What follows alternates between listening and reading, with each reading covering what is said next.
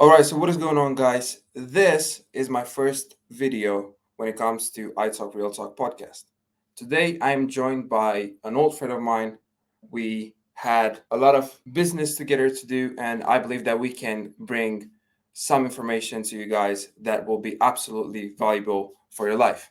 So, today, I am joined by my old friend Andrea. Thank you so much for inviting me. It's an All right, honor. all right. First podcast on this channel, on my channel, was with her. So it's actually 1 year later we're here. And first of all, what my first question is: who are you, and what is your story, and what do you do, and all that stuff. So. Well, when people ask me this question, it's kind of hard for me to answer because I'm multiple things in one. Like, Mhm, first of all, I consider myself a simple human being that just wanted to do extraordinary stuff. Like, mhm, this is my explanation. Because first of all, I don't consider that um, what I do is necessarily different from any other person because I'm a simple girl that was mhm, born in a small city that had mhm, big dreams. And mhm, after some time, I realized that I have some kind of passion for entrepreneurship, for trading, mhm, for making money in general. And I mhm, took action, and basically, day by day, since 20, since I was 20, basically, this is what I do like every day. I just mhm, wake up and I find ways to make money. I mhm, find ways to improve myself and to live a better life. So I'm mhm, just a normal human being that has big dreams. Basically, I mhm. just work on them. All right, all right. So this is unusual for a girl to like be so money oriented. What made you money oriented at 20? Well, it's a funny story, but maybe some people will consider it sad. So mostly when I was in high school, I used to Mhm, spend my days being outside with friends all the time, like partying a lot, spending my mhm, days doing nothing. There was no quality in my life basically. I was learning good in school, but I didn't even have to learn good in school because if you have good grades, nothing will ever happen to you. You can just mhm. get a better job eventually. But Yeah. um, I had this thing in my family as well. Like my parents were entrepreneurs, and I saw Mhm, them building businesses all the time. So I had some kind of idea of how I should live in the future. Of mhm. course, my parents didn't really encourage me to do so. They were like, "Hey, you should Of find a course. job, you should have something stable, you shouldn't have the life that we're having right now because it's pretty harsh, especially that you're a girl." But of course, Mhm, since I grew up next to them and I saw what they were doing, of course I mhm, wanted to repeat what I already seen in the family. And at one point I saw my dad struggling a lot, like mhm, his businesses were failing, and mhm, he had to leave the country in order to work for somebody else. And I found it really heartbreaking, especially because mhm, I was an only child, and I was like, okay, since nobody's going to repair this situation, I am going to do it because I'm the only person that is left. I'm the next generation. So I was looking around in my family and I saw that not like they had normal jobs. Yeah, they had dreams mhm, like my cousins, they were doctors, they were in university, and I was like, okay, mhm, but I need more money. I need to take care of me. I need to take care of my future family, my dogs, my animals, and also my parents. So I need to do mhm, something better for that. And there's no problem for me because anyways, I'm a creative person and I enjoy doing this kind of businesses. So for me, it's a win-win. I make everyone mhm, happy around me. I build a better future for myself, and mhm, everything is going to be great in the end. Like it's not a struggle mhm, for me. mhm. All right, so your motivation. I hear this all the time. All these people, they're coming to me and they're saying, "Oh, I want to get this car," but all their motivation comes from a point of pain. I can see that in everybody's story, right? So this was your pain, and this is what keeps you going. Like retiring your parents and having this story, and without getting into details, how did you manage to actually help them, and what do you actually do you do mostly trading, do you do mostly business, what do you do? So how did I manage? First of all, because it's a long story, I started it 5 years Hmm. ago. All right. Um, First of all, in the first years of learning, I couldn't help anybody, right? Because I wasn't gaining any kind of money. I was only gaining knowledge. Hmm. And I can say that what I'm doing today is the compounding of what I did day by day in the past. So basically, I started to learn marketing. I started Mhm. to learn about video editing. I worked in marketing with other people. I was around people that were doing better than me. I was surrounded by people that were doing stocks, crypto, forex, marketing. So I had to absorb the information that was around me for a while. And after that, when I observed that I somehow I went on top of them. How do you call them? How do you call this? Like You um surpassed them. You yeah, surpassed them. when I Yeah, surpassed yeah, them, exactly. I had to let the circles go and actually to develop myself alone. So Good. there came a point in my life where I had to let go of all the people around me. And what I'm doing right now is basically trading on a day-to-day basis and doing marketing for my community and Hmm. managing a team of traders and a team of marketers and also hosting some channels for a prop firm in the forex industry. So I'm doing multiple projects at once and I'm still thinking of adding more, but unfortunately time Wow. is limited.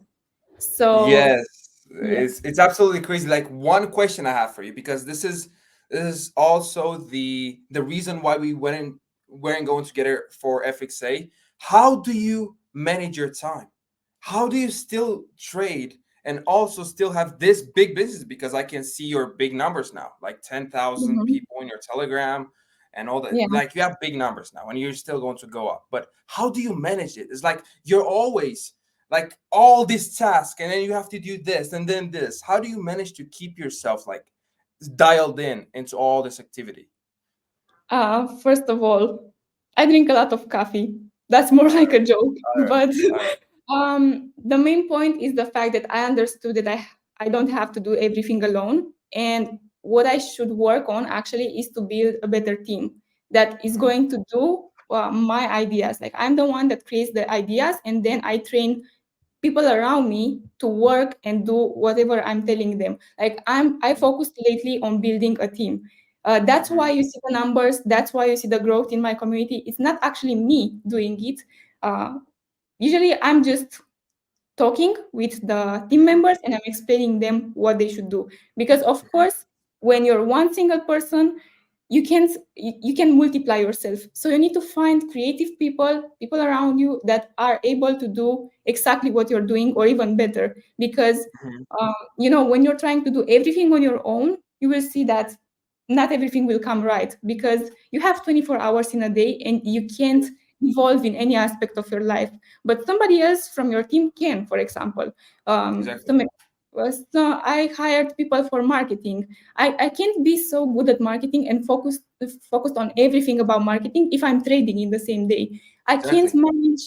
I can manage my trading community and making videos about trading if I don't trade. I can't Exactly.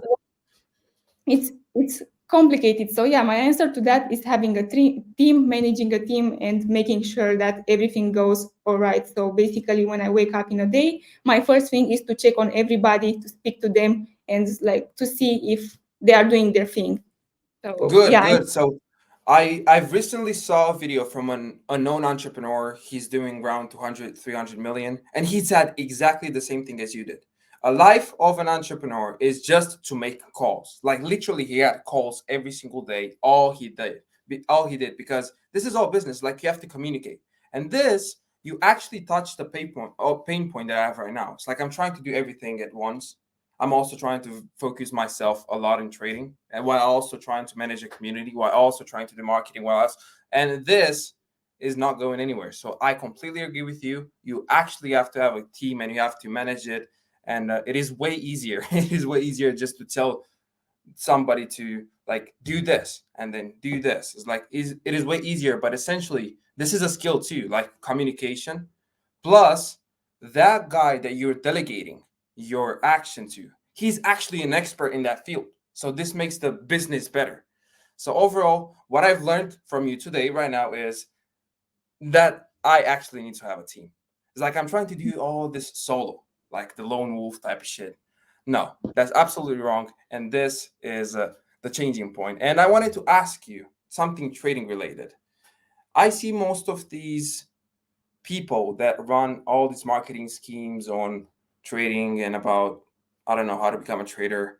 How do you feel about this industry, and what would you change about it? Well, you can't really change anything about it. First of all, it's kind of hard right now because it's basically an industry that gives you a lot of money, right? If you're a marketer in this industry, you will gain a lot of money, but eventually at one point you're going to get exposed, and karma Yeah, exists. This is my point. exactly. when you're when you exaggerate and you show off a lot, and you're Mm-hmm. clearly a marketer, like you can see it from 1000 miles away. Like Mm-hmm. at one point in life you will stop gaining money through that, because it's obvious, like somebody will come and call you out and exactly what you're doing. So I Mm-hmm. don't know if you observe, but all these big marketers that exist in the forex industry right now, I won't call them because it's not my business, but you can observe that they disappear from time to time. They are Yeah, accused. Like you can't just get out of these situations. So I feel like for the people that are watching and are trying to join forex trading in general, they need to have a clear filter in mind. And I know that it's hard at first because you can't see what you're seeing or what I'm seeing, right? Because we've been here for so long. Actually, we are creating communities, so we know how things go. mm-hmm. But I feel like the best way to observe if a person is real or not is to basically see if they are offering you value. This is the Exactly, only thing that I observed that can be actually proved, because you exactly. can see if the person is offering you value or not. Are you improving because you're in this community? Did you obtain something great? Are you starting to become profitable? Are you making profits? Is your psychology shaped better? Like, did something great happen to you because you're in this community or not? So it's kind of sketchy. Like, you have to give yourself time in order to make a difference between this Yeah. kind of it's Yes, hard. yes, yes. And I believe that we can build for everybody right now. If somebody watches this and this is the first time hearing about trading and they want to get into it, here's the stereotype: Lamborghini rented.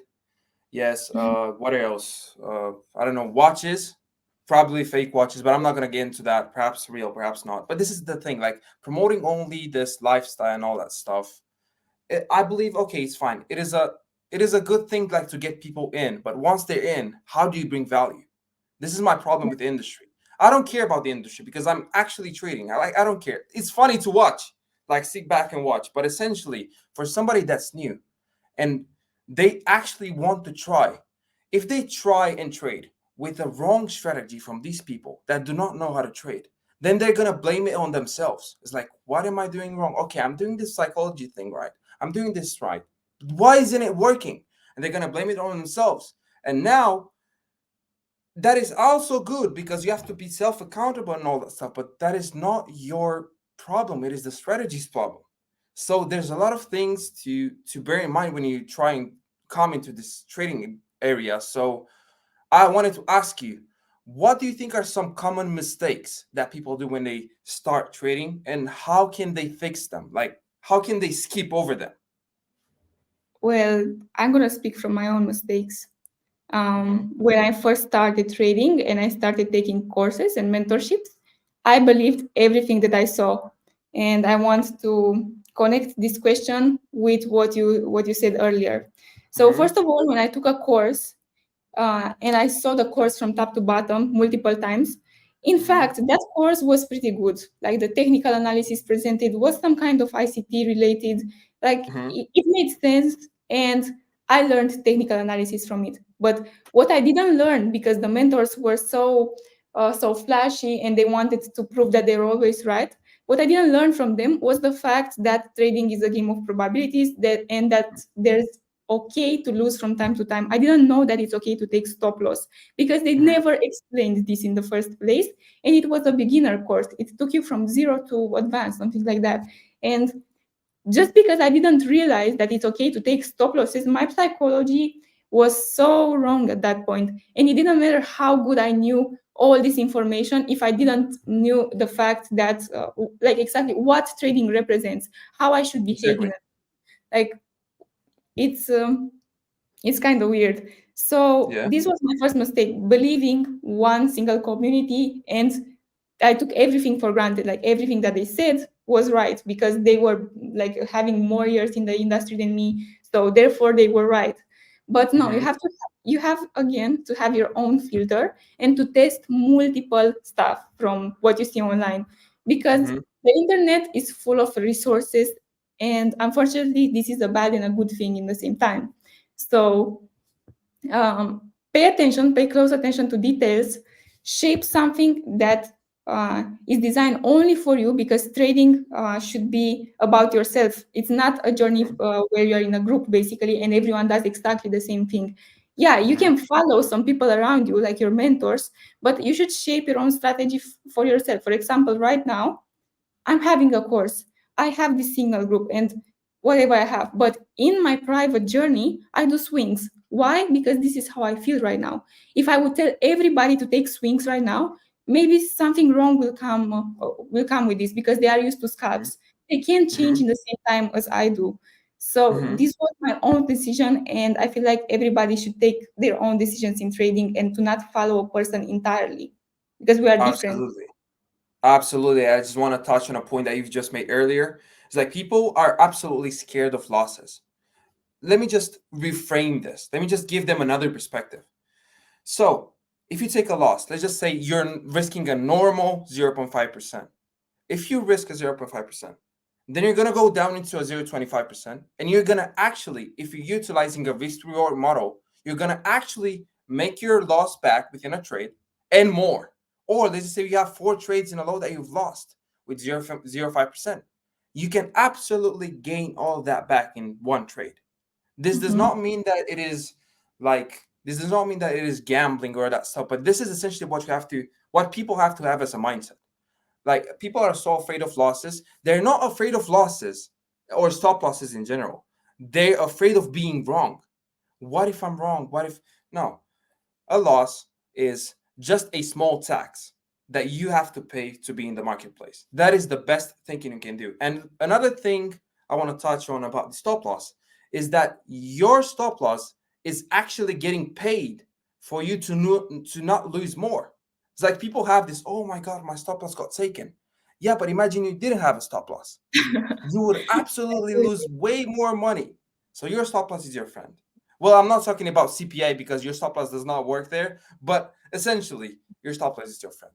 So we talked about the common mistakes that beginners make and about your journey. I want to ask you, how does it feel to truly succeed in trading after 5 years? Like, how does it feel?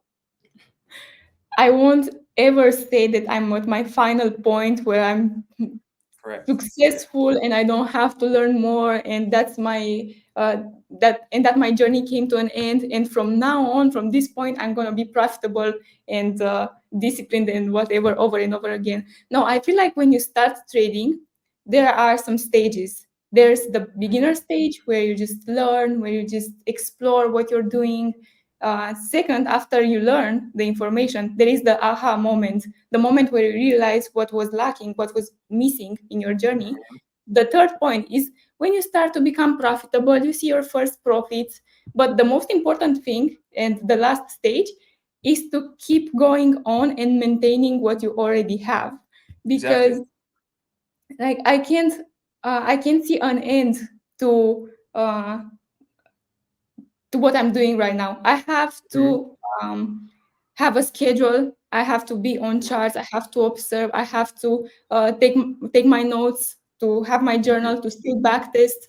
Mhm. Because if I'm not doing that, and if I pretend that I'm so successful right now, and this will happen over and over again, I will lose it. Like at one point, I will stop making profits. I will stop making progress.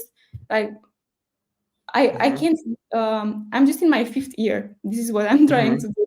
Like I'm not in Mhm. my 20th year where I can say that I've seen it all and I exercise so much. No, it's been a short period since I've been profitable. It's been a couple of years, 2 years exactly. So Mhm. I can say that I'm advanced right now. I'm still learning. For Mhm. example, right now I'm learning to keep to keep being consistent. Basically, I'm Mm-hmm. learning All stuff right. about myself, about my psychology. I just don't want to lose it. So basically, I don't feel like I'm free. Honestly, Mm-hmm. I feel like I should keep continuing what I'm doing right now. I should keep working, focusing on what I'm doing, and yeah, it's uh, it's still a journey to go Yeah, through. yeah, yeah, exactly. What I wanted to say is like you actually made a very good point. It is not even about this is like a tricky question because I said successful in terms of you actually making money from the markets. I did not mean like an endpoint.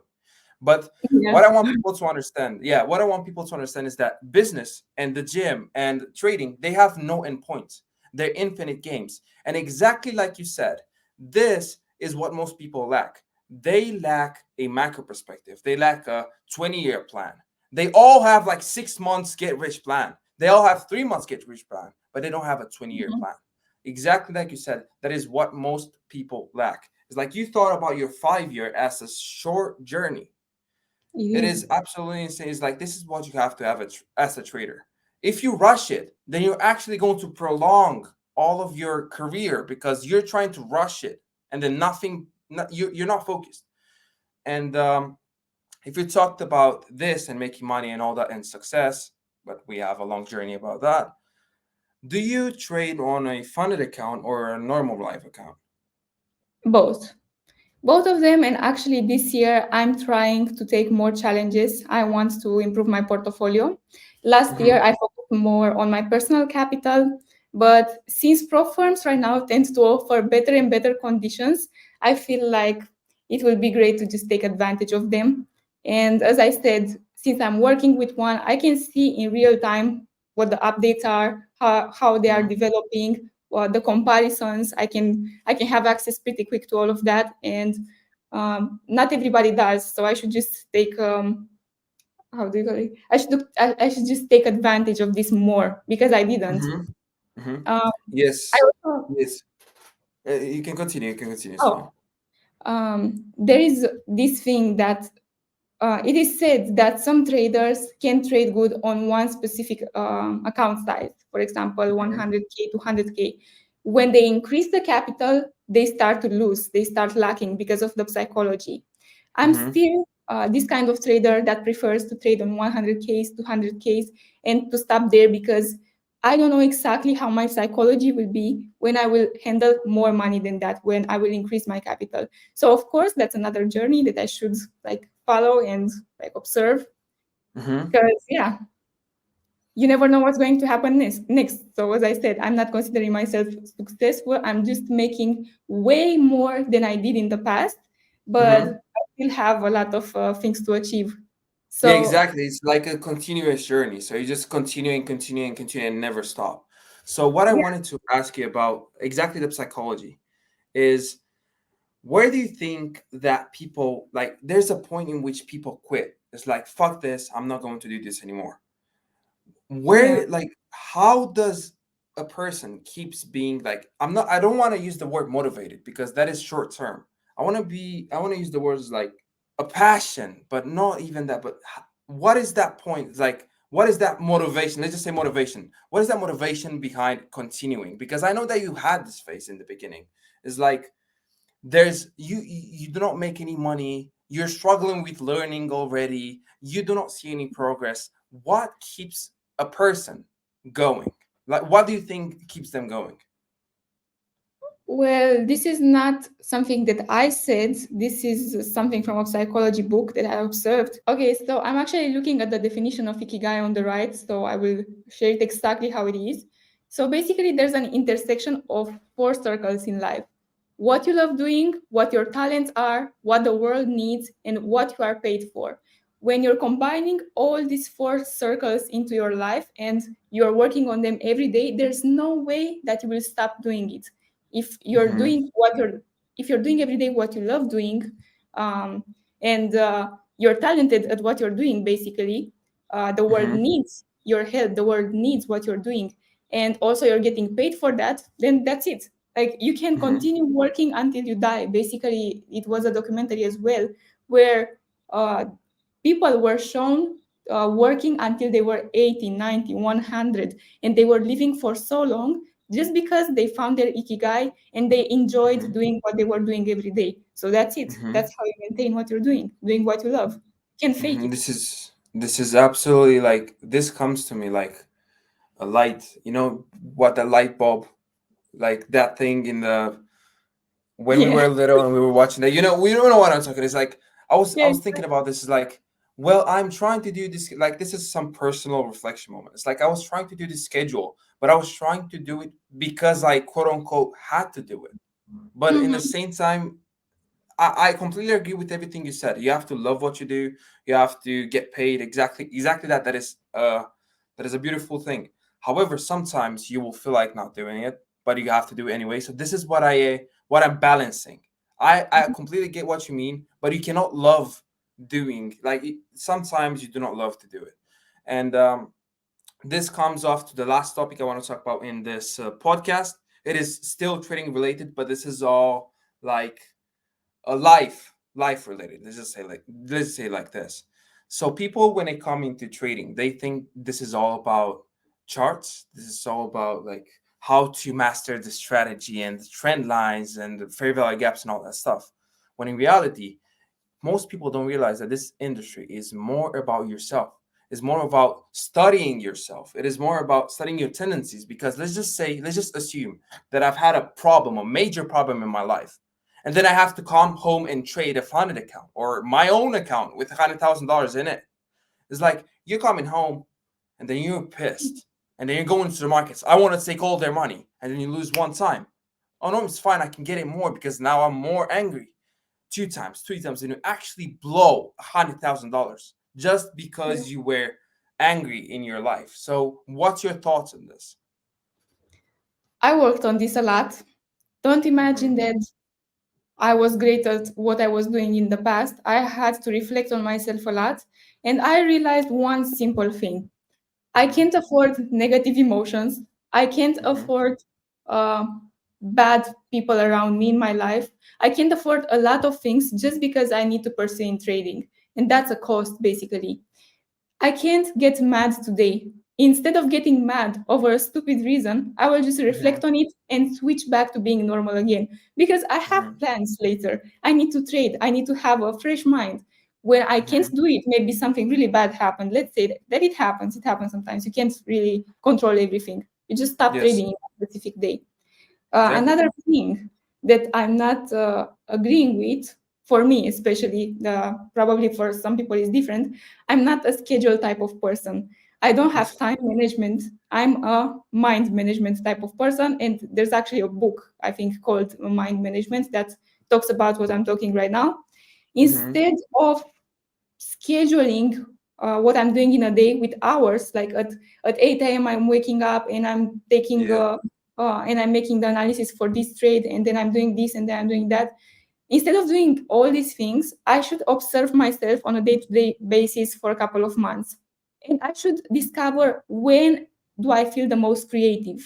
When Yeah. when exactly do I feel like learning more things, and when exactly do I understand it better? When exactly should I start creating, for example, some content for my FXT community? When should Hmm. I trade? And in this way, I discovered that between certain hours, I am more Hmm. productive in a specific area of my life. But I do Hmm. not set alarms. Hmm. I do not. I do not establish that every day at this exact hour I'm going to do this, because it will never Hmm. happen. My randomness is Hmm. going to be low. So instead of managing my time in hours, I manage my time in results. So yeah, Yes. that's We can absolutely debate on this because I'm quite the opposite person. It's like if I say I'm gonna do this, I'm gonna do this, and let me tell you why. Because I've did your approach, and my mind was like, yeah, but we have to do this too. Yes, but we have to do this too. It's like I don't know. Perhaps we're different, but it's like I have all these thoughts, 1,000 thoughts coming into 1 second. Oh, but you didn't finish this. Oh, but you didn't finish that. So I'm over here trying to do my trading analysis while also writing down, while also thinking about this post that I did not make, or this, oh, I don't know, piece of copy I did not write. So basically, I have to say between these hours and this hours, I'm only going to focus on this and this only. I'm going to block this time completely for trading. And even though sometimes I might not feel like it, it is actually a thing. it is I've read this and I've heard about this. It is not that you don't want to do it. It is about clarity. You don't have clarity on what you have to do. It's like, for Yeah. instance, if you do not know nothing about marketing, and I have to tell you, you have to get leads or something like this. You're like, what? I have to do what? Like, you do not know what to do, therefore you're not going to do it. But if you gain Yeah. clarity, oh, getting leads means posting this and then that, then you are going to do it. It's like common sense. Plus, this going back to scheduling, I believe that focused work should be main priority for everybody. It's like focused Mhm. work because we live in an age where phones are distracting you completely, and this is why most people get ahead because they absolutely focus on one thing and one thing only at a specific time.